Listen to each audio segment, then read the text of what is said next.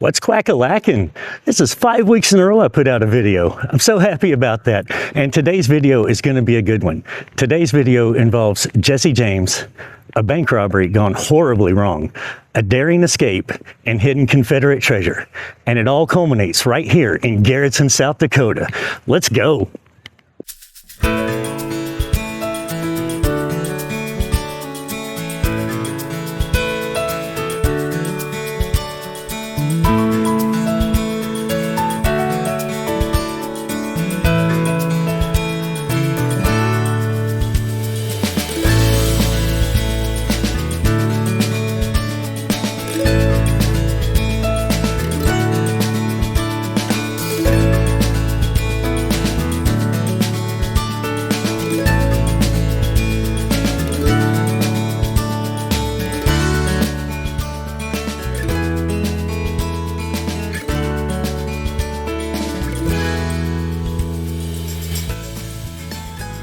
Welcome to Garretson, South Dakota.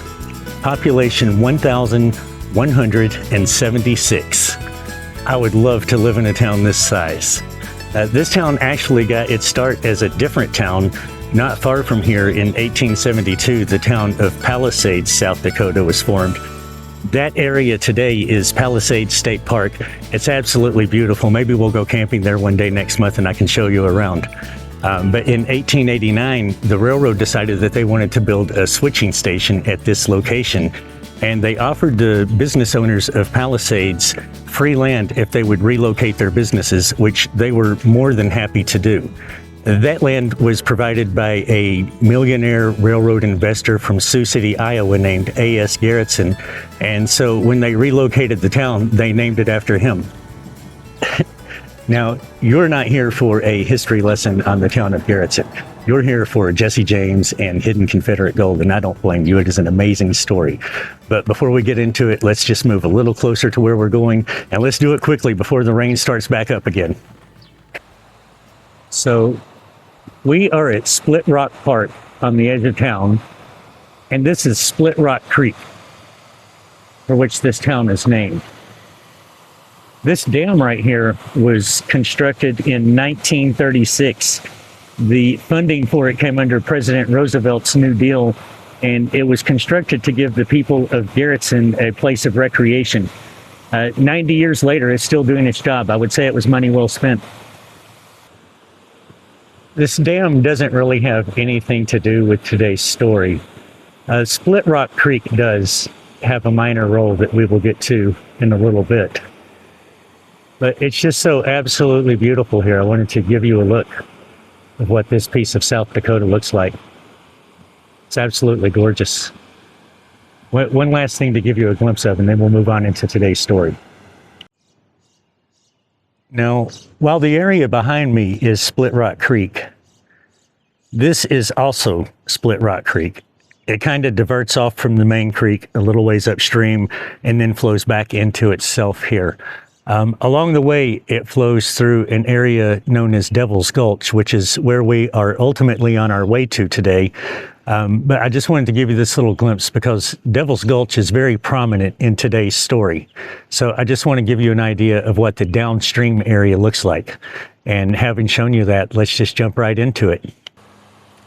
So I told you that today's story culminates here in Garretson, South Dakota. But it actually starts a bit of a distance from here. It starts about 200 miles away in the town of Northfield, Minnesota. It was the first week of September. In fact, it was September 7th, 1876. By all accounts, it was an absolutely gorgeous day. The summer was waning, so it wasn't hot anymore, but cold weather hadn't come in. So the weather was beautiful. Big puffy clouds in the sky, probably birds singing. And it was early morning, so merchants were just opening their businesses for the day. The town was just starting to come alive, and riding into town from the south side was the James Younger Gang. This was a notorious gang, and they were riding 8 men deep and very confident in their plans for the day. They had heard that the town of Northfield had a lot of money, and they were absolutely right about that, 100%. And they figured that this town would be a pushover. They couldn't have been more wrong about that part. So the gang rode up to the First National Bank in the town of Northfield. Half of the gang took up positions in front of the bank to secure the scene. The other half went inside the bank to take control and get the money. They found two men inside. There was a bank teller named Arthur Bunker, and there was a cashier named Joseph Haywood, who is still to this day regarded as a hero of the town because he went above and beyond the duties of his job to protect the town's money. There was no FDIC insurance in 1876. If the bank got robbed, your money was gone. It was just as simple as that, and Haywood was not about to let this happen. As the gang beat the men and threatened their lives to try to get them to open the safe, Joseph Haywood continued to maintain that the safe is on a time delay lock. He was unable to open it. "I'm very sorry, but you'll just have to wait." That's what he continued to tell them. "I'm very sorry, but you'll just have to wait. I can't open the safe. It's on a time delay lock." Even at one point, Frank James was standing behind the man with a knife here and a pistol here. And still, Mr. Haywood said, "I'm very sorry, the safe is on a time delay lock. I cannot open it. You'll just have to wait." Meanwhile, what no one knew was the entire time, the safe was already unlocked. Had anyone stopped for long enough to just grab the handle of the safe door and pull, the safe would have opened. Inside that safe was $15,000 in cash. $15,000 in 1876 is equal to about $462,000 today. Close to $500,000 in loot just waiting for the taking if only they had opened the door. As they continued to waste their time attempting to get Mr. Haywood to open a safe that was already open, Mr. Bunker was able to break free and run out the back door of the bank. Charlie Pitts stepped into the doorway and fired one round, hitting Mr. Bunker in the back shoulder. He was able to get away, though, and make it to the local doctor and survive the events of the day.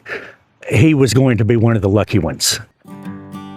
Now, when Charlie Pitts took this shot, a local businessman named Joseph Allen just happened to be walking in front of the bank.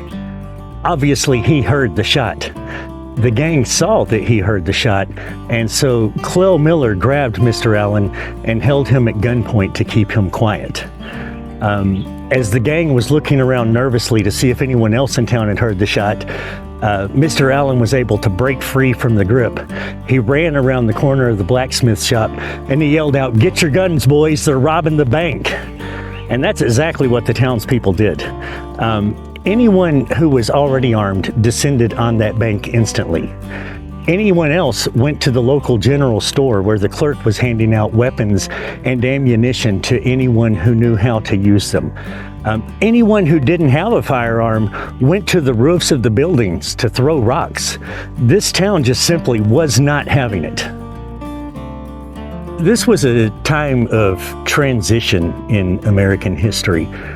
We were a decade past the Civil War, and railroads were coming in. New medicines were being discovered. There was new technologies and new ways of doing things that were putting us on the cusp of the Industrial Revolution. And people were looking towards a time of prosperity. They wanted a safe and civilized and polite society.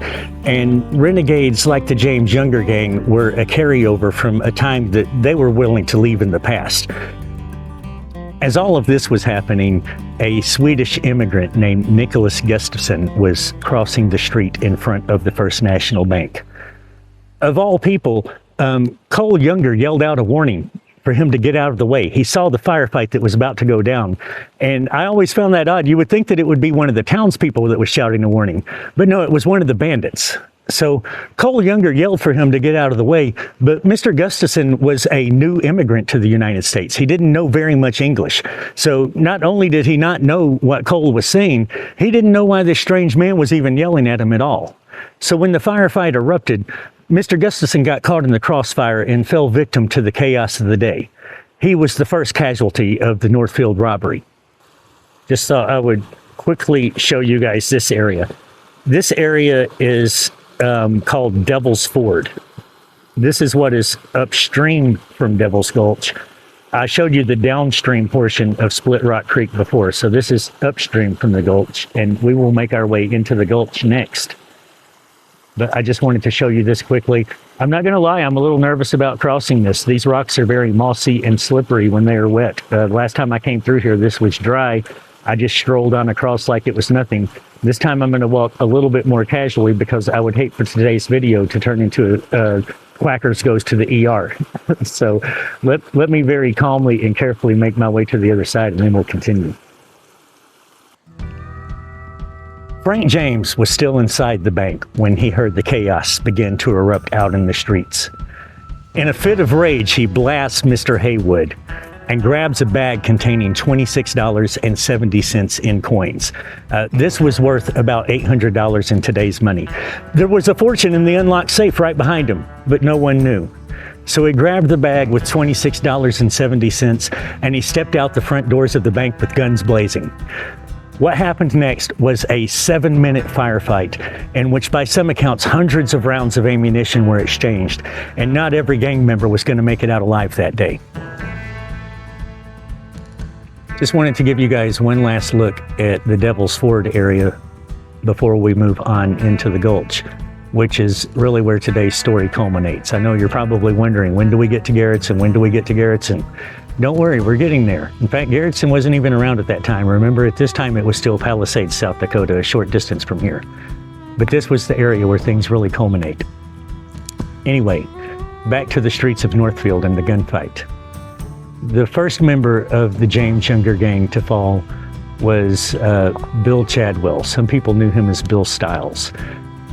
He was really the man who had brought the gang into Minnesota as sort of a guide. He was the one that told him that the town of Northfield had a lot of money, and probably the one that convinced them that the town would be a pushover. And boy, was he wrong about that. He steered them wrong. He had mounted his horse and was trying to hold the streets in front of the bank to give the gang an escape route.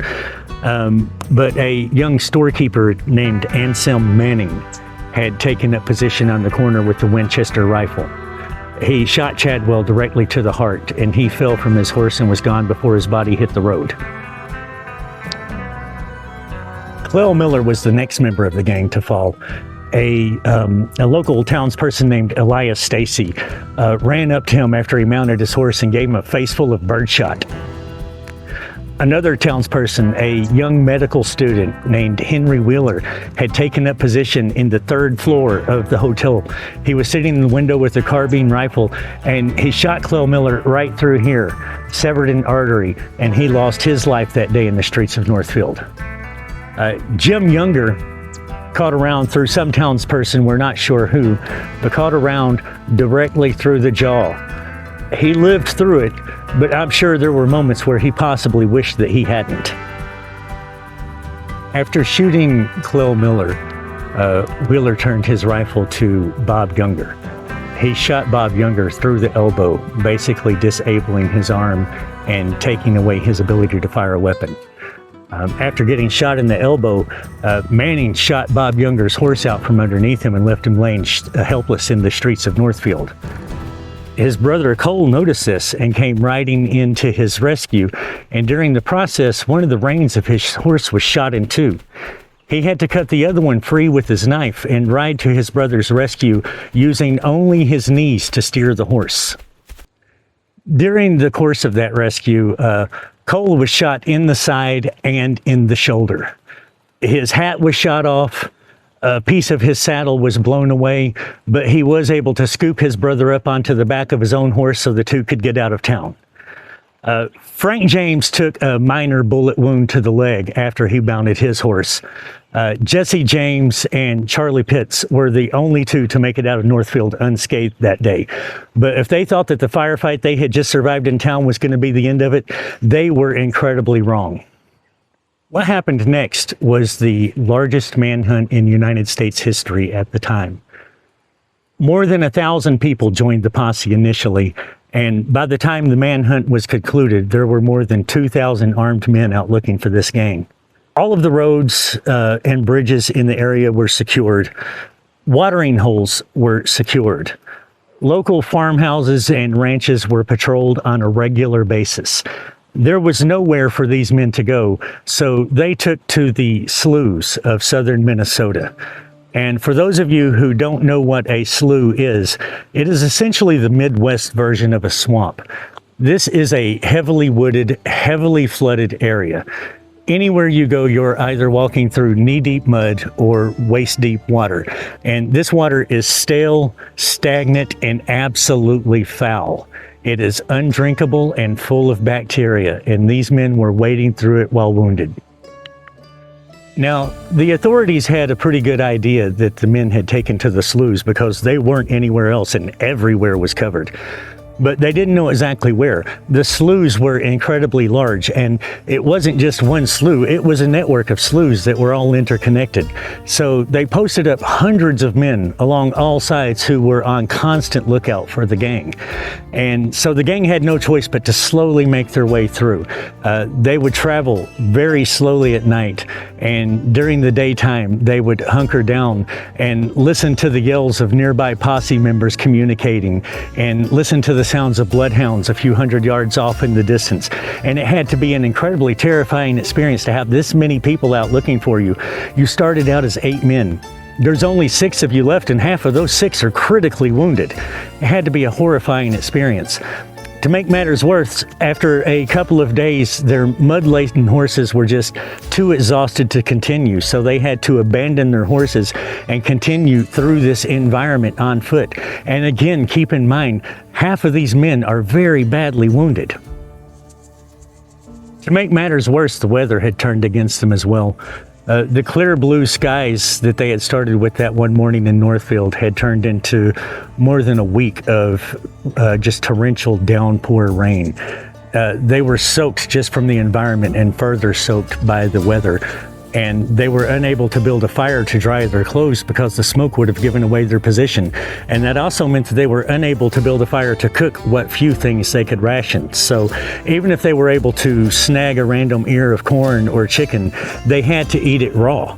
Except for Jim Younger, of course, he wasn't eating anything with a bullet hole through his jaw.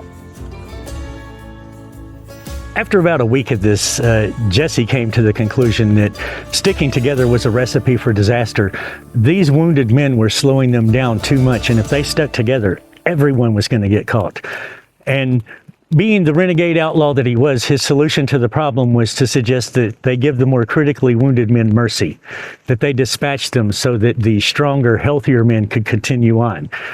And of course, being one of the worst injured of the group, this did not sit well with Cole Younger. And let's say that a disagreement between the men broke out. And the final resolution that they came to was that Charlie Pitts and the Younger brothers were going to stay on foot, work their way through the sloughs, try to just inch their way through night by night, and hopefully find a place where they could slip through the posse and escape. Jesse and Frank took a different path. They stole fresh horses and made their way directly to the Dakota territory to get the heck out of Minnesota as fast as possible. And that's what leads us to where we're at today.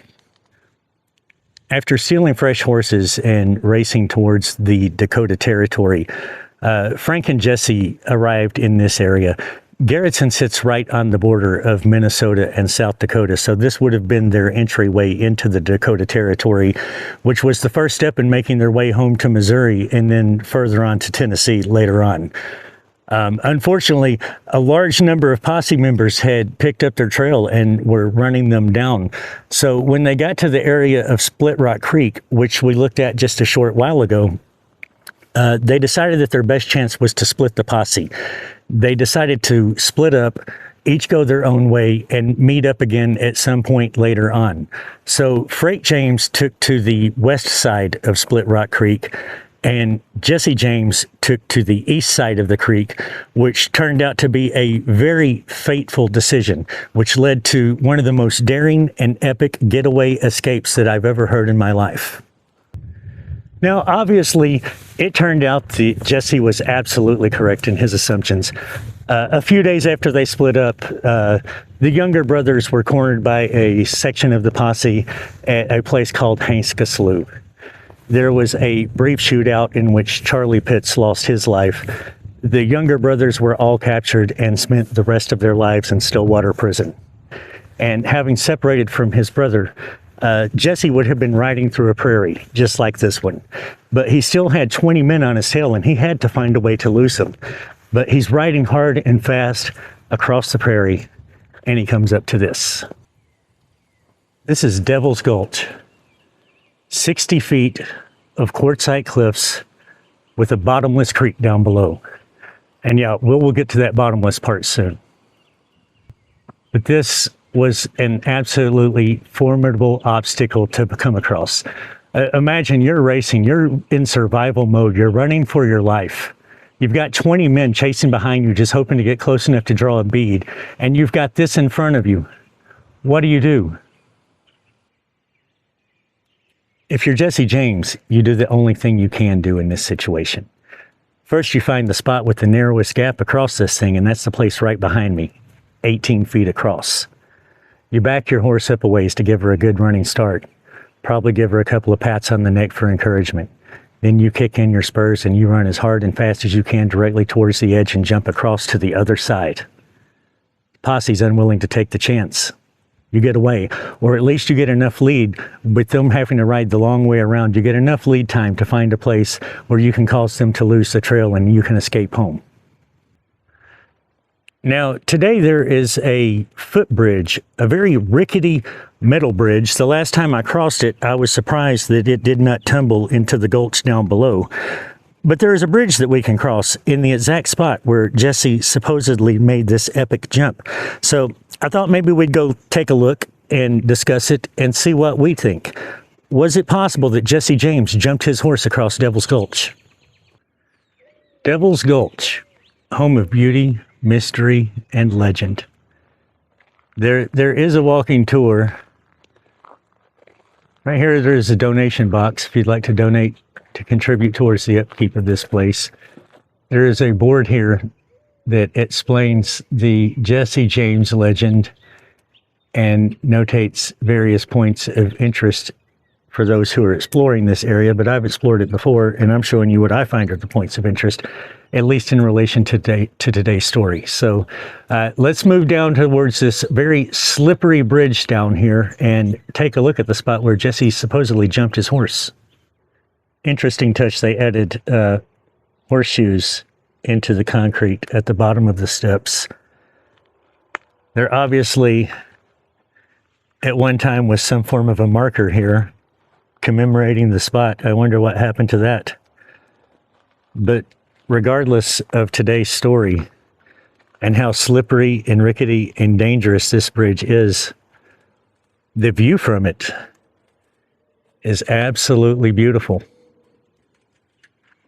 So, as I said, the spot of this bridge was the narrowest crossing. It was 18 feet across. Nice running path going straight to it. What do you think? Could Jesse James have made this jump? There are a couple of things to keep in mind. First is that historical records tell us that this area looked very different in 1876. Yeah, it was very rocky and slippery, that's a fact. But all of these trees and overgrowth just did not exist at that time. In fact, this was just wide open prairie all the way from edge to edge on both sides of the gulch. So it was much more wide open terrain, able to build up speed. Now, most equestrians will tell you that the average horse can jump double its body length. A very good, strong breed of horse can jump as far as 20 feet. We're talking about a distance of 18 feet. On top of that, consider that Jesse James was a notorious horseman. He had refined those skills as a guerrilla fighter during the Civil War. And so he had exceptional horsemanship abilities. And then you just consider the adrenaline rush of an animal that also has the sense of running for its life. Is it possible? It's only 18 feet. It's 100% possible. It's just a matter of, is it probable? How likely is it? And that's something that we each have to decide for ourselves as a matter of just personal opinion.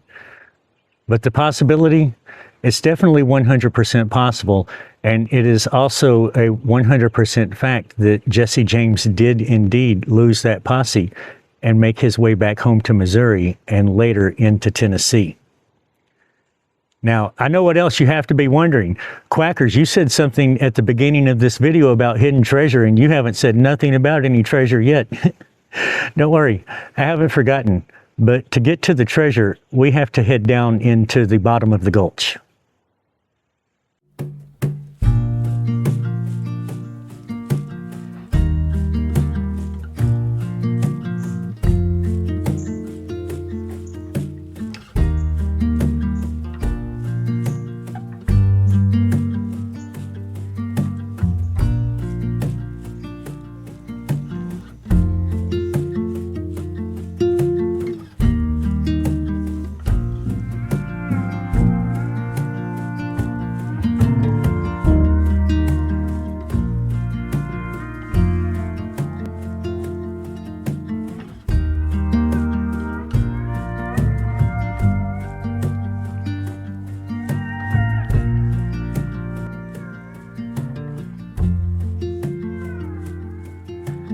The indigenous people who lived in this area before the settlers came referred to this as Spirit Canyon.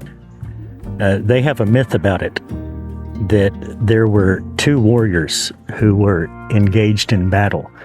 And after the battle had ended, the one who was victorious was so excited and slammed his tomahawk into the ground with such force that it created this canyon.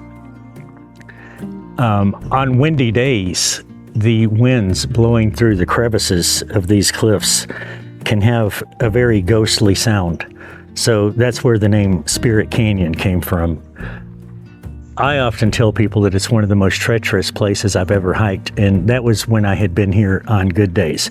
Today, everything is incredibly wet and slippery, so we're just going to slowly make our way down into the bottom of Devil's Gulch, and I'll meet up with you there. Now, down in the bottom of the gulch, it really feels like you're in a completely different place. The environment is different, the vibe is different. It's just like you're not even in the same location. And the cliffs are full of very deep crevices, like the ones behind me, as well as a network of caves. And that makes Devil's Gulch an exceptionally good place to hide things. And so as such, there are a couple of different stories related to treasure hidden here in Devil's Gulch. It's absolutely beautiful down here. You can, unfortunately, if you spend enough time down here, you'll find some spray painted graffiti on some of the cliff faces.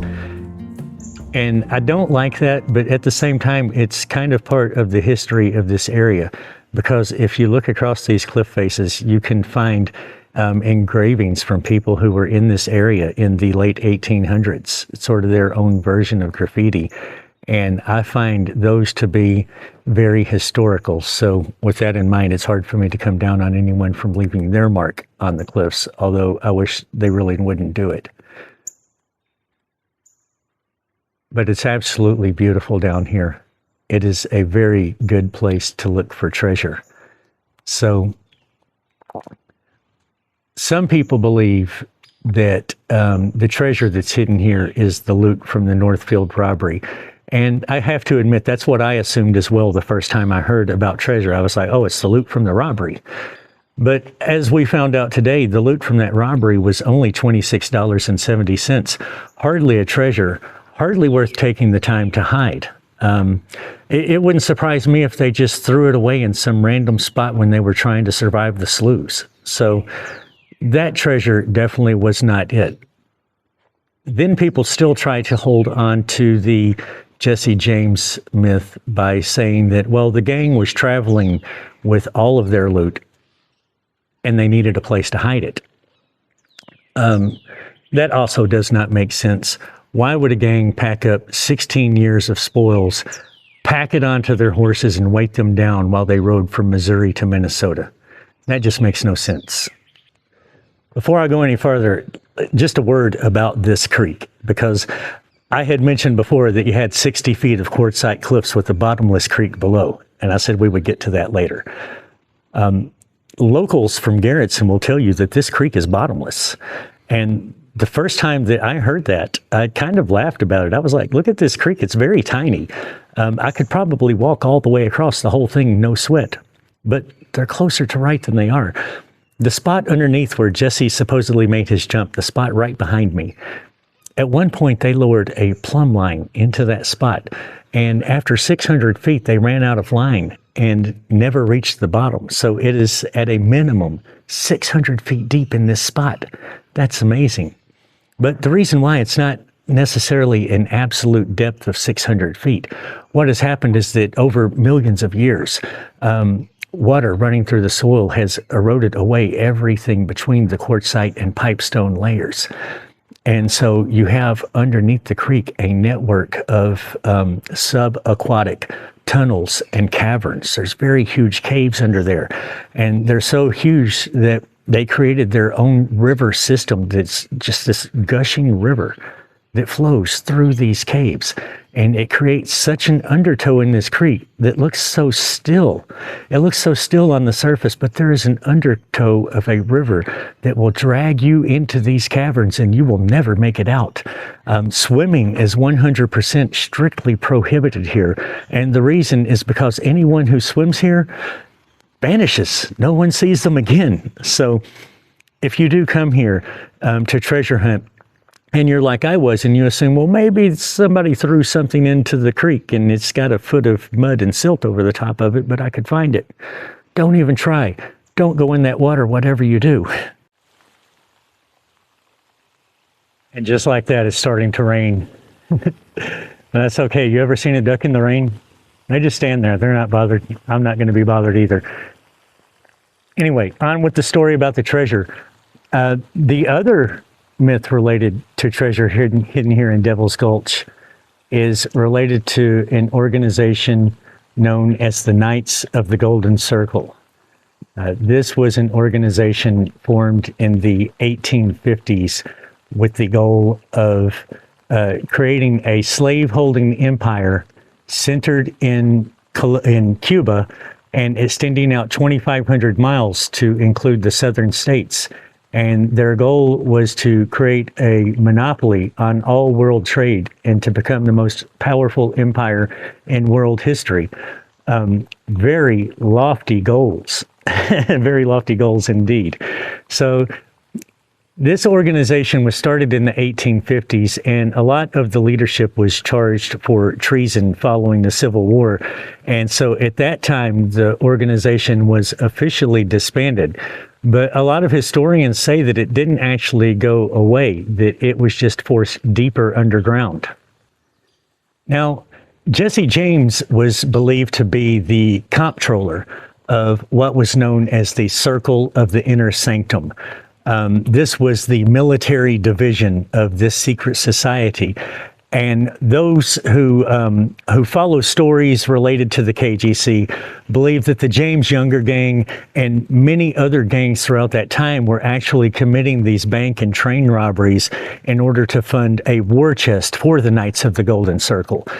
And based on that, there is a belief that in various places throughout the United States, there are enormous caches of gold and silver coins worth many millions of dollars, as well as weapons caches that were intended to be used for a second civil war, even if it came in a later generation. The belief is that each of these caches is guarded by a family referred to as sentinels. And these sentinels carry on as a family legacy from generation to generation. And it's their job to guard, oversee, and protect this treasure until such time as it is needed. So based on that, there are people in this area who thoroughly believe that Jesse James didn't even ride into Devil's Gulch by accident. That he came here knowing that Devil's Gulch was here because he had been here before. As the comptroller, he would have been in charge of some of these treasure caches, and people believe that there was one here in Devil's Gulch, and that's how he knew about this area and knew that it would be a place where he could escape those 20 men that were running up behind him. So that is a theory. I don't know if there's any truth to it, but I do know that there are people who come out here and explore these crevices and caves in the area in search of any markings related to the KGC. Treasure or not, I would be interested in seeing the caves. If you are from this area and you know some cool caves, let's hook it up. I'd love to see one. So I guess that about does it for today's video. What do you think? Did Jesse James jump his horse across this? I don't know. What about the hidden Confederate treasure? Do you believe in that? It's entirely possible, but no one's found it yet. For now, it remains a mystery. As for next week's video, we're going to go back home to Sioux Falls. I'm going to show you one of the most historic streets in town. It's one of my favorite places. We're going to look at some beautiful, amazing old historic buildings, take in some artwork and some sculpture. Maybe we'll go into a few places, get something to eat. The only way you're going to know for sure is to tune in next Wednesday at 1. I can't wait to see you. Until then, I'll leave you with a shot from the Gulch, and I love you guys. Quackers out.